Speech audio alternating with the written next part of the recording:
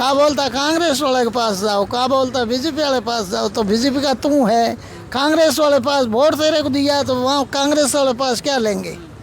हमने उनका कर भी भरा है, पैसे भी भरे हमारे पट्टे, तो फिर वो नगर परिषद हमसे क्यों ठुकराघात कर रही है? कभी किसी गरीब को जवाब देता है तो बोलता है वहाँ जाओ नगर पालिका सुनवाई करेगा। नगरीय निकाय चुनावों का बिगुल बज चुका है और सभी पार्टियां अपने दावपेची ठोकने के लिए जद्दोजहद में लग चुकी है और हम उन्हीं 5 सालों का हिसाब मांगने ग्राउंड लेवल पर आ चुके हैं। और ग्राउंड रिपोर्ट के तहत अभी हम पहुंचे हैं वार्ड नंबर 24 के अंदर और जानते हैं कि यहाँ के लोगों के लिए जो दावे किए गए थे, जो इश्तिहारों में पूरे बताए गए, लेकिन ज़मीनी स्तर पर किस तरह से वो दावे पूरे हुए या नहीं हुए, वो यहाँ के स्थानीय लोगों से जानकर पूछते हैं। तो पहले हम यही पूछेंगे कि जो ये वार्ड नंबर 24 है, इसमें जो ये सड़क टूटी हुई लग रही है मेरे को, ये कब से है?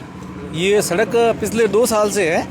रूडी वालों ने, सीवरेज वालों ने तोड़ी थी, उसका रूडी वाले कोई समाधान नहीं किया। और एक्चुअली ये बात है कि हमारे विष्णु कॉलोनी को नगर परिषद ने अपने स्वार्थ के लिए 2 भागों में बांट दिया था। ये आप देख रहे हो, ये वार्ड नंबर 24 इधर था पहले और इधर था 25।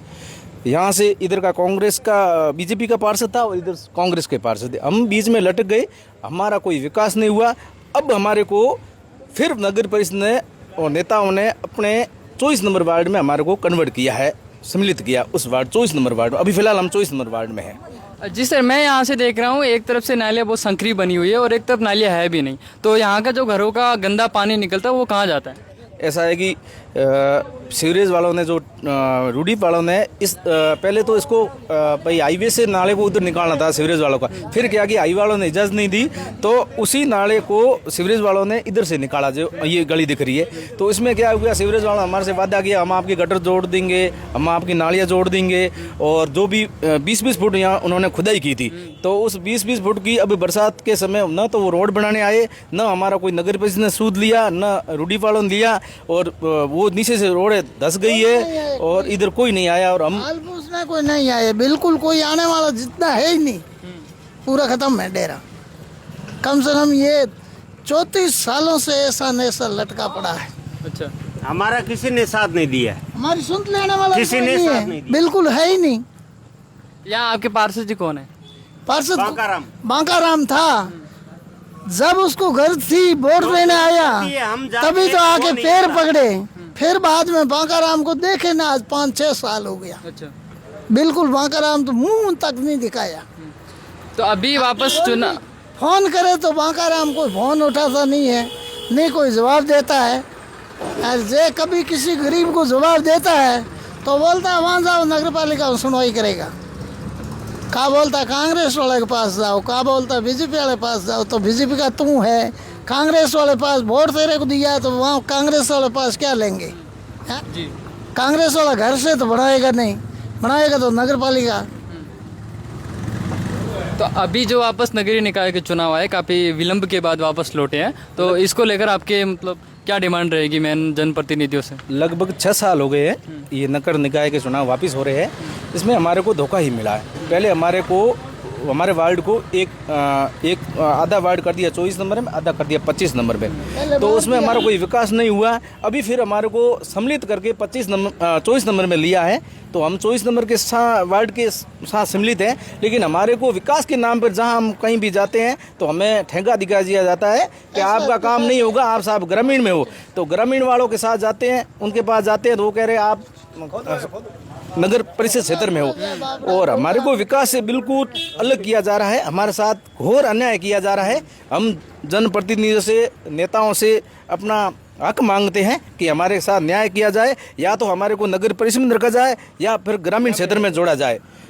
और ये अगर नगर परिषद हमारे से किसी नगरीय उपकरण के पैसे लेती है, नगर परिषद हमारे को विष्णु कॉलोनी को पट्टे दिए हैं, हमने उनका कर भी भरा है, पैसे भी भरे हमारे पट्टे, तो फिर वो नगर परिषद हमसे क्यों ठुकराघात कर रही है? उसका हमें जवाब चाहिए, विष्णु कॉलोनी वासियों को पूरा जवाब चाहिए हमें। पट्टे आपके सबके नाम जो दोगे? बिल्कुल, पट्टे हमारे को दिए हैं और नगर परिषद ने उसका सब पैसा लिया है। सब कोई भी कर थे हमने उनको भर के पट्टे दिए, फिर हमारे साथ कुठारघात क्यों? इसका हम हर जनप्रतिनिधि से, जो भी यहाँ स्थानीय नेता, उनसे पूछना चाहते हैं कि विष्णु कॉलोनी के साथ ये गलत व्यवहार क्यों हो रहा है। आज नहीं, 40 सालों से ये गलत व्यवहार हो रहा है। हमें पूरी कॉलोनी को इसका न्याय चाहिए।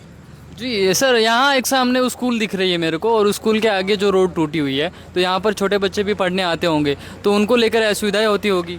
बिल्कुल, काफ़ी 1.5-2 साल से तो ये सीवरेज वालों ने हमारा काम मिटा दिया, और इनको ना तो हाईवे वाला इजाज़त नहीं, और 1.5-2 साल से ये काम लटक रहा है। और यहाँ 650-700 बच्चे इस स्कूल में, वो भी परेशान हो रहे हैं।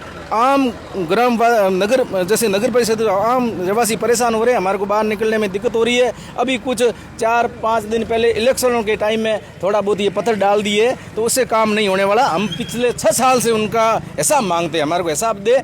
ऐसा नहीं कि चुनाव आते हैं जाते हैं सब करते हैं, लेकिन हमारे को व्यवहार नहीं हुआ, अच्छा हमारे साथ सही न्याय नहीं हुआ, हम वही मानते।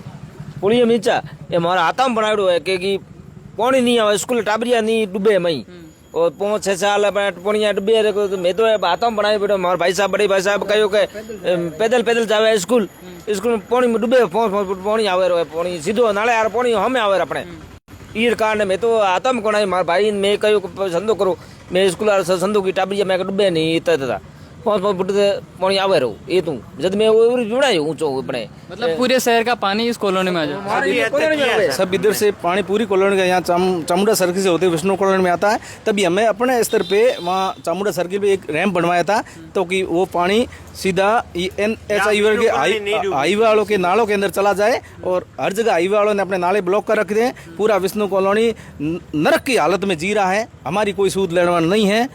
मैं इतना ही कहना चाहता हूँ। जी सर, यहाँ पर स्ट्रीट लाइटों की व्यवस्था मेरे को नहीं दिख रही, पूरी गली में अंधेरा दिख रहा है, तो यहाँ पर लड़कियाँ भी बाहर निकलती है, महिलाएं भी बाहर निकलती है, तो उसको जो रात को उनको जो सुरक्षा को लेकर है, बड़ी बड़ी यहाँ कोचिंग क्लासें खुल चुकी है। मैं किसी का नाम भास्कर क्लासेज है, खूब क्लास है, सब आते हैं, बच्चियाँ इधर से निकलती है सब। जैसे विष्णु कॉलोनी शिक्षा के क्षेत्र में हब बन चुका है, लेकिन प्रशासन हमें अपने तरफ कोई हमें सुविधा नहीं देना चाहता है।